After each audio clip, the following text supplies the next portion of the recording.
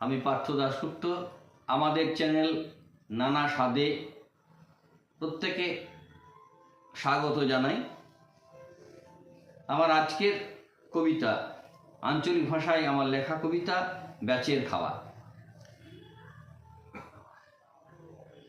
হ্যাঁ গো পিসে, কেমন খেলে? কাল যে নিমন্ত্রণে গেলে, বলছে সবাই খাওয়া দাওয়া হলো খুব। বলছে শোন কেমন হলো, কালকে যা ধকল গেল, ভুজ ঘরেতে যেই বেকুব। প্রথম ব্যাচে সবাই খেয়েছে, সবে পাতে মাছ পড়েছে, হরহরিয়ে সবাই ঢুকে গেলাম। দাঁড়াই দাঁড়াই দেখছি খাওয়া, মাথার উপর পাখার হাওয়া, মনে হইলো ই কোন দেশে এলাম।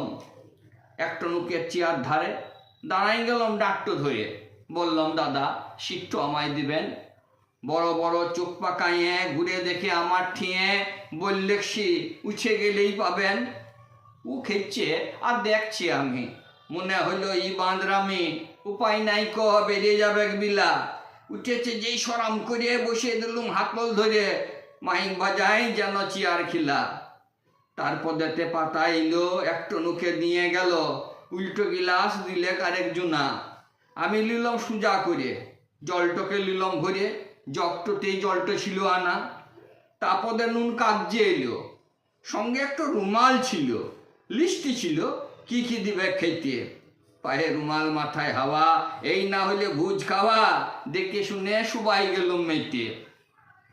বেগনি একটা দিলেক পাতে, আর একটা ভাত নিলাম হাতে, চাটনি দিয়ে ভালোই লাগে খেলে।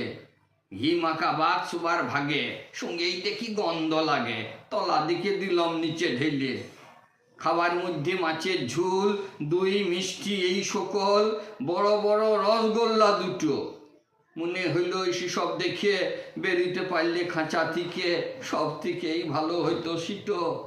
শেষ করে এসে মানে দম নিলাম বাইরে খানিক, তারপরেতে ঘরকে চলে এলাম।